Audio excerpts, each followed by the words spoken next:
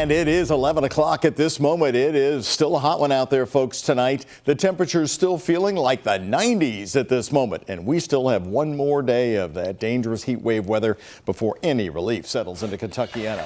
And hello, everybody. Thank you very much for joining us on the WHAS11. I'm Night Team. I'm Doug Prophet, along with meteorologist Christina San Juan. And Christina, what about those temperatures right now so late? And I know you do want to warn people ahead of tomorrow as well. Yeah, unfortunately, it's just going to be kind of a rinse and repeat sort of forecast as we head into our Tuesday. And you're still going to be feeling that heat. Even at this hour, as Doug just mentioned, we do have a heat advisory that remains in effect right now all the way through 9 o'clock tomorrow evening. And that's for just about all of Kentuckiana, because we're still sitting in the mid 80s with heat indices in the lower 90s right now, feeling more like 88 around Bowman Field. And really the same kind of story across the entire area this evening. Everybody is sitting at least near 90 degrees when it comes to those feel-like temperatures. Going into tomorrow, again, the real air temperature is going to be very similar to what we had out there today, making it into the mid 90s yet again. However, the difference with tomorrow is that some folks could be lucky enough to get a spot shower or storm going. It's not going to help in the first part of the day, though, because we're talking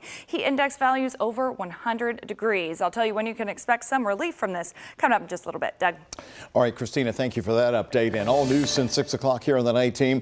Louisville Metro Police have now given the all clear after a bomb threat was reported at Bellarmine University tonight. A school spokesperson tells us that they received the email threat about explosive materials at the library and the university dining hall. The facilities were already closed for the evening, but they called in police at Bellarmine at around 8 tonight as a precaution.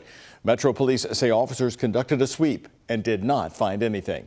The investigation into the threat, though, is ongoing.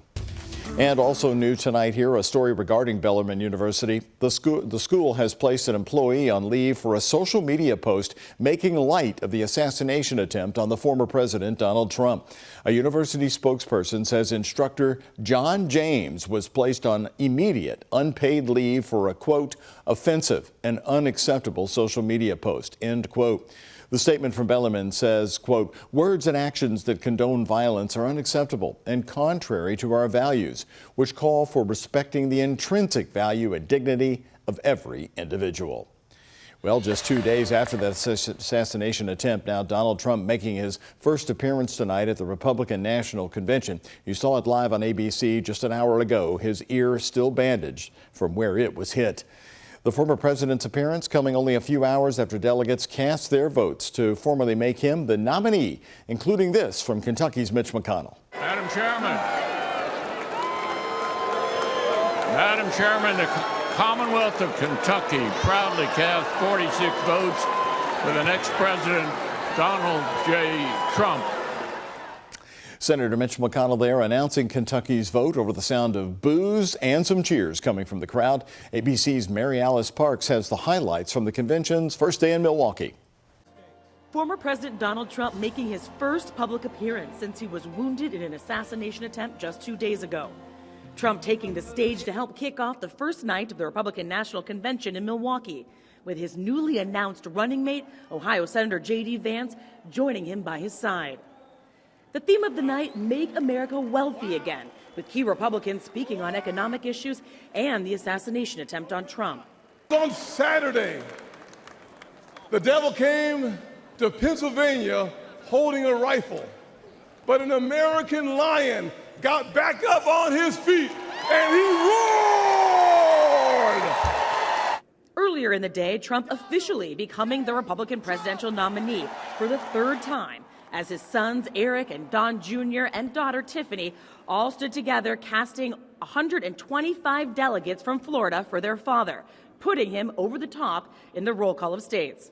Just minutes before, Trump announced his running mate, 39-year-old Ohio Senator J.D. Vance. The senator and his wife appearing on the convention floor. We're learning the decision came down to the wire. The senator only given about a 20-minute heads up. J.D. J.D.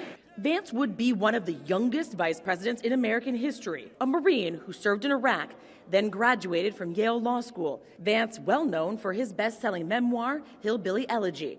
Elected to the Senate just 2 years ago, he once was an adamant never-Trumper. I can't stomach Trump. I think that he's noxious and is leading the white working class to a very dark place. But the senator says Trump proved him wrong. President Biden today responding to the announcement. He's a clone of Trump on the issues. Now, since getting elected to the Senate, Senator Vance has been one of Trump's fiercest defenders. We also know that Vice President Kamala Harris reached out to Senator Vance today after the announcement, welcoming him to the race, saying that she hopes the two of them will face off soon in a debate. Mary Alice Parks, ABC News, Milwaukee.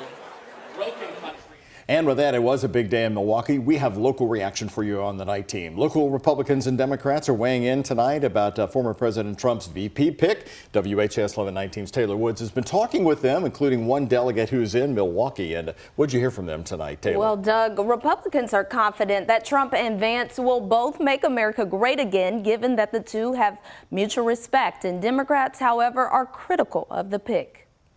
In a packed room at the 2024 Republican National Convention, delegates from across the country learned former President Donald Trump selected Senator J.D. Vance as his running mate. Republican National Committeeman John McCarthy from Kentucky talked to us from the loud room. I think it's a great message to all of us that nobody will be left behind by this administration when elected in November. Kentucky Republicans believe the two will make America great again. Vance is a businessman, author, lawyer, and attorney from Ohio. There's a lot of mutual respect. I think J.D. Vance also brings folks into the party that perhaps may not have been. Democrats, however, are standing firm behind President Joe Biden and fear Trump and Vance will influence MAGA extremists. I don't honestly see how they could make America great again, given their policies that they're trying to promote. McCarthy says Vance can relate to a lot of Americans who are feeling the pain of the changing economy. How many other people are struggling right now like his family did growing up? They don't want anybody to struggle like that.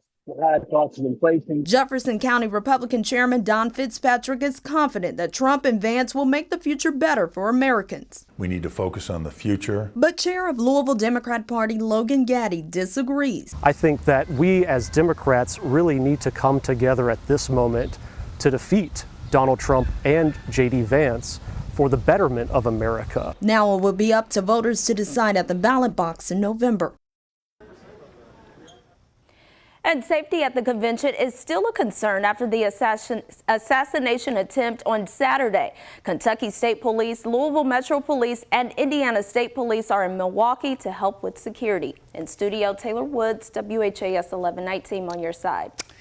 Taylor, and thank you very much. By the way, ABC News will be having live coverage for you of the Republican National Convention every night, right through Thursday, starting at 10 p.m., right before the WHAS 11 night team. Donald Trump expected to speak again on Thursday night. We'll also be carrying coverage on WHAS11.com and our WHAS 11 Plus channel starting at 8 p.m. New tonight, hundreds of people in Trimble County, Kentucky were left in the dark over the weekend, not because of weather, but copper wire thefts. Not from streetlights, but from the power substation. The thefts forcing the utility company to cut off power until they could get it fixed. WHAS 11 night team's newest journalist, Alexandra Goldberg, and photojournalist Elijah McKenzie traveled to Milton, Kentucky tonight, where they saw the damage left behind.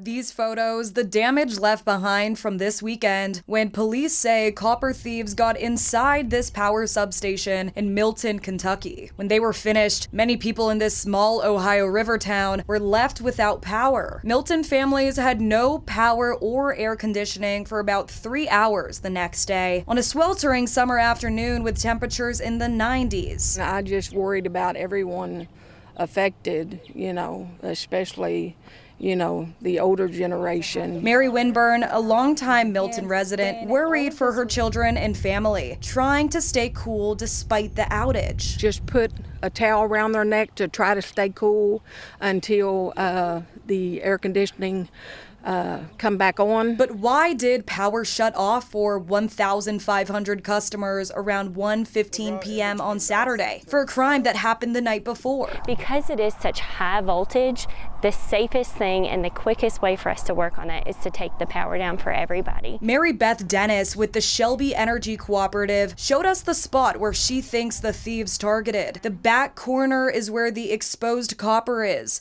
You can see wires left there, torn up from the ground, and even a tool abandoned on the scene. Signs like these are put in place to warn people and potential thieves of the risk of entering a high voltage area area. Not only is there a physical risk, but also one for the entire community. You know, all of those people who were without power for hours, you know, some of those people have children or they're medically fragile. This isn't the first time the Trimble County Sheriff has seen copper wire theft, but Charles Kelton says it's one of the most egregious cases. He says copper theft has decreased over the past 15 years because the price of copper has gone down, and it's highly dangerous. Anything in there that you touch, if you don't know what you're doing, could harm you or kill you. He said the risk is not worth the reward. Especially for maybe a $15 paycheck. There is no suspect and the investigation is still ongoing. In Trimble County, Alexandra Goldberg, WHAS 11 on your side. The Hardin County Sheriff's Office is mourning the loss of one of their own tonight. Deputy Billy Edwards and his wife Kathy died in a motorcycle crash in Elizabethtown Sunday night. Edwards spent 24 years with the Elizabethtown Police Department before joining the Sheriff's Office, where he worked as a school resource officer at Creekside Elementary School. He just went out of his way to let students know that he cared about them and took the time to get to know them and just give them encouragement throughout the day. Creekside is offering help for students who need to speak to somebody about the tragedy. JCPS Superintendent Marty Polio is hoping the district can restore transportation now to 6 or 7 magnet schools with the help of TARC bus drivers. That new information came out today in Frankfort during the first meeting of the new JCPS task force. This task force consists of 13 people, Democratic and Republican lawmakers, teachers, and parents. Superintendent Polio testified about the district's challenges, including the staffing and missed instructional time. He's hoping transportation cuts will recover the time lost. One of the toughest of my career, without a doubt, but committed to making sure kids are in school for every single minute of the day. Polio also highlighting the district's successes like increased graduation rates. The task force will meet again on July 29th. Their complete findings are due by the 1st of December. Part of Campbell Street and Phoenix Hill of Louisville going to be closed for several days. As take a look, MSD crews are working to repair a damaged sewer line. The closure is between Liberty and Jefferson Streets. MSD says this particular sewer line is 27 inches and was built back in 1902. Work is expected to be finished by the end of the week. Due to the collapse, no service will be disrupted during that time.